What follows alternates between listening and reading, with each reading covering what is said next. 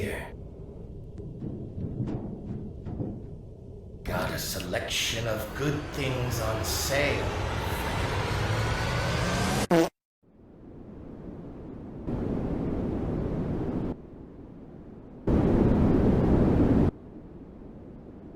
Why does he look like an e-boy? Hey guys, I'm Drago, and I'm going to be 100% honest here. I kinda don't like pressure. I know, boo away, I know. There's a multitude of reasons why I'm not really that big of a fan of the game. But this video is all centered around the big fish, Sebastian. Sebastian is the shopkeeper in the game, sort of like how Jeff is in Doors, if you know Doors. And you know, he's got an alright personality. I think he's quite a kooky guy, he's quite cool. But his design was perhaps the most disappointing thing I've ever come across. When I played Pressure for the first time, everyone was hyping him up so much, saying that I'm gonna love him. And I just went through that vent and I was like, that's it? Like literally my thought was, is that it? He just doesn't live up to being this big badass design in a horror game, if you ask me. And then there's his face, which is like too cutesy for the rest of him, you know, too cutesy for his personality and his lore and his backstory. So considering everyone seems to enjoy my redesign videos, I thought it might be fun to redesign Sebastian. Basically make him into more of the horror design that I feel he should have been. So if you enjoy, maybe like the video, and let me know down below in the comments, are there any characters, be it a movie character, a game character, a book character, anything that you would like to see me try redesign? Comment down below if there are any you can think of. And let's go on with the video. Before I even started drawing, I made myself a mood board. Basically just gathered a bunch of references of what I'd like to use in the design and put them all on one canvas. And then I split my working space, so I had the canvas I'm drawing on and the mood board on the other side, so I could look at both at the same time. Now on the mood board I had Sebastian himself from the game, and I had different aspects of different fish that apparently according to the lore he is made up of. The only one I added that is not part of the lore is the moray eel. I wanted the moray eel for how the fins work on it, as well as sort of the longer muscular body. The other DNA included according to the lore is blue whale, which I assume is where he gets the big fluke tail from, maybe also his size, an anglerfish, which is where he gets the light on his head from and such, a mantis shrimp, which I'm not entirely sure how that plays into his current design from the game, but I added my own way to include it. A sea snake, which I guess is for the long scaly body, which I mixed with the moray eel type body, and the silver spiny fin, which is a deep sea fish that apparently has the best eyesight out of anything on Earth. So those were all sort of the inspirations and DNA that goes into him, and what I considered when making this design, and what I put onto the mood board. With all that explained, as you can see, I went into a really rough construction line to start off with. And I did a few sort of sketches with this. First I had just a rough idea of the pose and the length and the body shape, and then I went into a little bit more detail, so just roughing out how the face is going to be,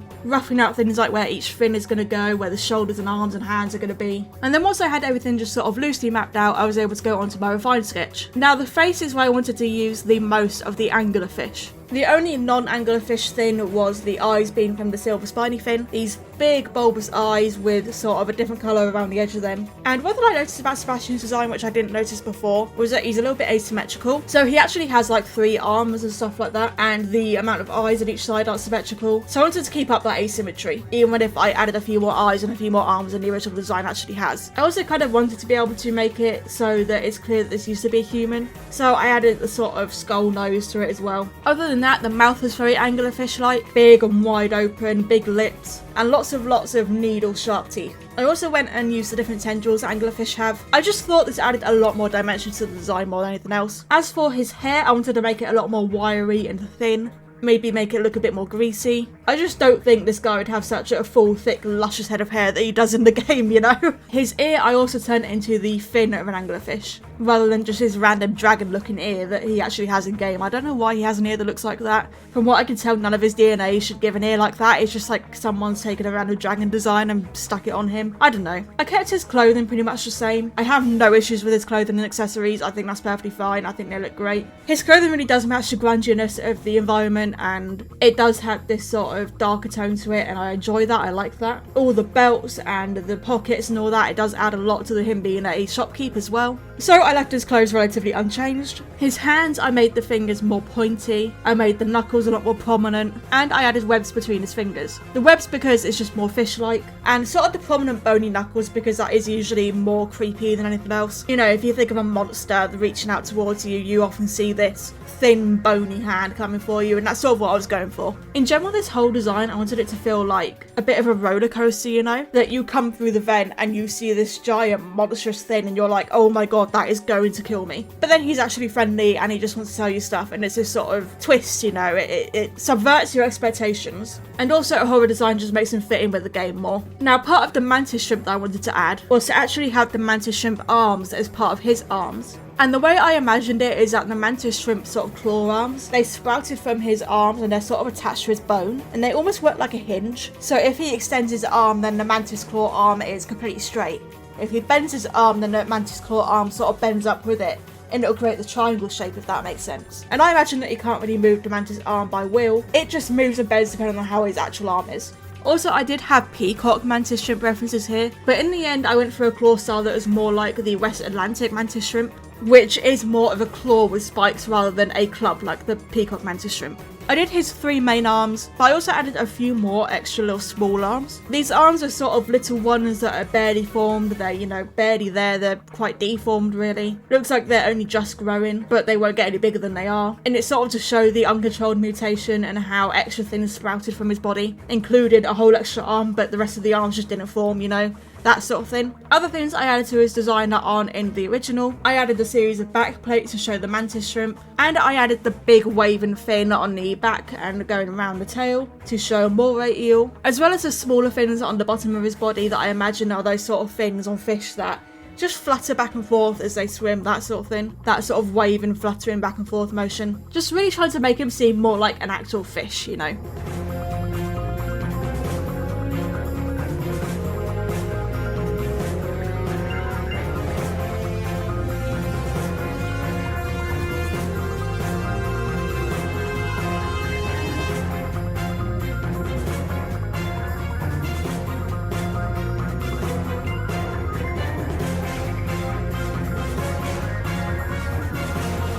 When lining, I added some extra details in places. For example, on the lips, I decided to make them bumpy in the end. Almost came out a little bit frog or toad-like, and I actually quite liked it. It just really added to the almost ugliness of the design. And ugliness in a sense of monster ugly, you know. When something is considered ugly because it's a monster, that sort of idea. Obviously, everything and everyone is beautiful in their own right. Sebastian, you are beautiful how you are, I think. I don't know. I'm sure people will still simp for you even if you look like this. I really played with line weight here, and now I don't mean my usual going in and thickening areas where it's going to be darker. I mean, of course, I still did that, and that is something that if you feel your line art is not popping out enough, that is a bit flat, then adding line weight variation will really help that. What I mean is more on the places like the tendrils, the really thin tendrils. I was really light with my pen on those. I was light, I barely put any pressure down, and I was wavy with them. And this is to really show the lightness of them. How many times can I say light? But like that they're really small, they're really flimsy, they're really flexible, they just wave around, you know, slowly in the water. And having the thinner, wavy, lighter line art on it helps emphasize that. Whereas if I put really thick, heavy line work on it, they'd look more solid, you know. And I didn't want them to look really solid. Context clues like this can really help in your art. Line weight variation isn't just to make your line art pop out more. It can also just help give context to things. So for example, those tendrils, I have shown that they are really light and wavy through the line work. The hair strands I've done with really curved, smooth lines to show that the hair is also flexible. But like around the mouth and stuff, I've made a lot more solid, especially around the teeth because they aren't flexible, they're solid things. Stuff like that can really help in your art. Lining the rest of him was relatively straightforward. Another tip I can give is if you've got something that needs to overlap another part of the line work, then do that on a new layer first. You could draw in what needs to overlap on the new layer and then go down to your other layer and erase what wouldn't be seen without accidentally erasing what you've just drawn in. It just helps make your lines and edges a lot cleaner and is a really helpful tip that I use a lot.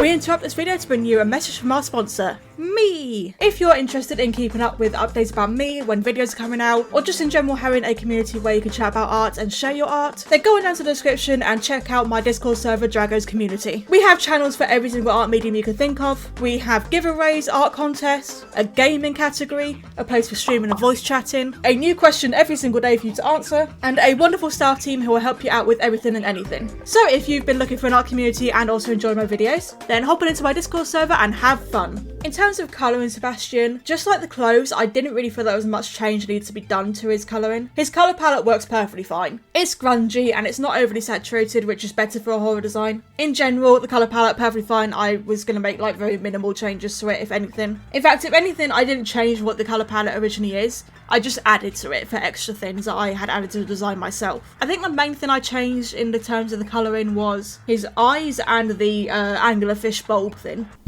Ow. The eyes, I wanted to make sure there was actually a visible pupil, but I also wanted to show how, you know, big and bulbous they were. So what I did was actually sort of make it almost like a bit of a blind eye. Not completely blind, but I had that lighter pupil feel to it. And while I kept it predominantly blue, I added some red and pinkish tones to show it sort of being bulbous and irritated, as well as a few bloodshot lines. His bulb I also made blue rather than the yellow of the original design. Now I can understand why they made it yellow in the original design. In the original game, when you die to a creature, Sebastian is the one who gives you the tips on how to counter that creature. And the scenario you're in is like, you're in this dark room in a desk and his bulb will light up like an actual lamp light bulb sort of thing. And I think that's why they chose yellow for it, which is, you know, actually quite clever.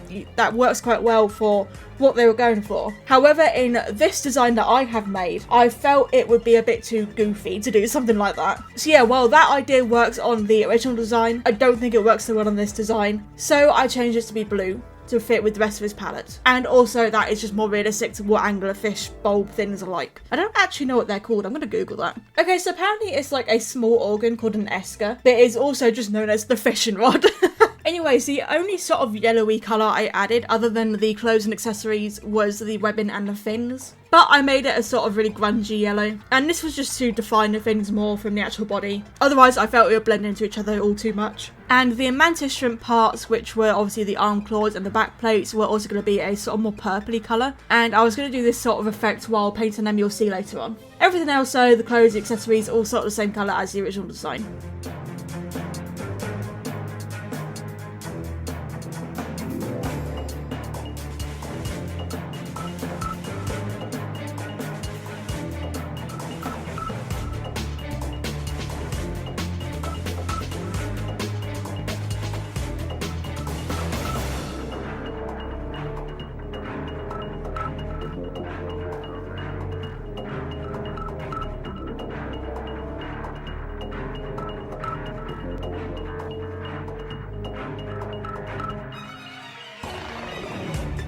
Now, I don't usually actually do this when painting. It's probably something I should do more often because it is a good sort of easy way to make things a bit more efficient for yourself, a bit easier. But I actually made a bit of a colour palette here. I wanted to expand myself a bit more with my colouring. What I tend to do is just pick the main colour, make a bit of a darker shade, make a bit of a lighter shade, and just paint like that to make the 3D-ness to it. You know, define everything and shape everything. But this time I decided I really wanted to play with the colours a bit more. And so after doing the teeth and the eyes, I decided on what colours I wanted in the body. So obviously we have the main sort of bluish grey of Sebastian. But to that I added shades of purple, shades of pinkish red, and shades of green. And I am so glad I did this because, like, it just looks so much better than having the sort of flat two shades I usually do. And that is something that I want you all to bear in mind. That yes, I am a professional artist, I've been doing this for 10 years, but I am still learning and there's still mistakes that I'm making that I'm learning to correct.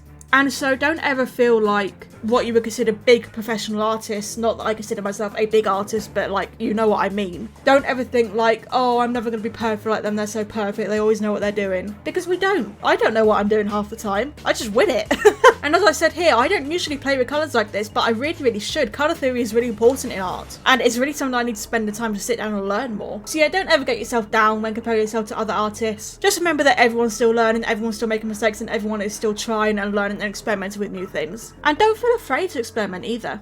Experimenting is how you learn, and making mistakes is also how you learn. If you don't make mistakes and figure out how to correct that mistake, then you won't learn. So yeah, don't ever feel bad about your art, don't ever feel bad for making mistakes, don't ever feel bad that you didn't know something. It's all part of learning and growing. Anyways, I use these colours in a certain way. The green colours I use for really dark areas. Just gives it a more interesting lighting effect over just doing a darker blue. The purple I use around the eyes, like the silver spiny fin sort of pattern it has around the eyes. And then a mixture of purple and red I use on extremities. This being the lips, showing them being a bit swollen and irritated. And also on the lead up to the fins, because that area and flesh and skin is thinner than the rest of it. Therefore blood vessels and stuff show through more. Therefore it will have a bit more of a reddish purple hue to it. The really saturated blue I saved for the bulb area and the tendrils that would actually be glowing. Texturing in his clothes is relatively straightforward. This is more just following the line that I'd already done and just defining the shapes and stuff. On his hands I made the knuckles more purplish as well to show the sort of extremities and the boniness and the thin skin and all that.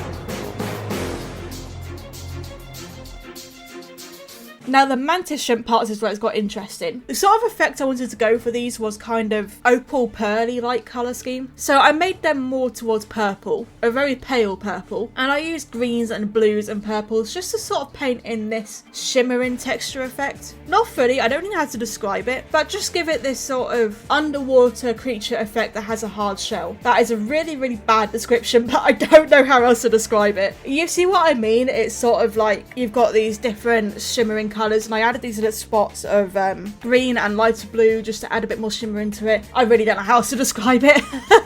But I did that for the mantis arms and the mantis back plates.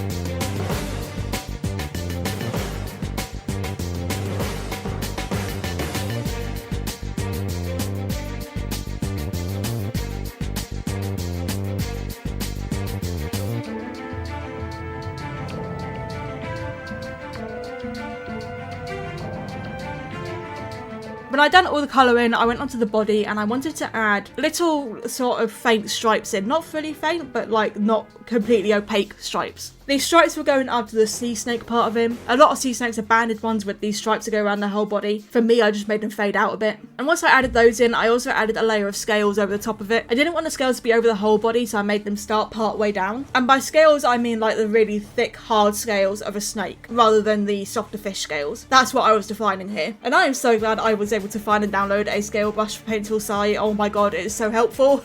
I just put it on an overlay layer and then just paint the scales over the top with a darker colour and a lighter colour, and it's just such a quick and easy way of making the scale texture. In terms of shading, I went for more of a green lighting scheme. Green is a very sort of underwater subscape colour. It's one of the colours that can reach the deepest, if I remember correctly. I may be wrong there, don't hold me to that. But I went for a darker green for the shadows and a lighter green for the highlights. Did my usual rough shading over the top of it first, and then I went into the more refined shading with my harder brush. This being the shading that's more like cell shading with the hard edges, just refining, more detailed shadows and highlights. Sometimes I will slightly blur my refined shading, like literally very, very, very slightly soften it, so that it still looks like hard edges and shadows compared to the rest of it, but it's just very slightly softened. And this depends on the piece and how I think it's looking, but in this piece I felt that the really hard edges actually looked better. This design had a lot going with it, so the harder edges just help define everything a lot more and separate each part out. I can't really say I have much of a method on how I decide if I'm going to make it soft focus or not. I just do it based on feel and how I think is going to fit the piece. Final touch with some glowing layers on the eyes and the bulb, and then it was all done.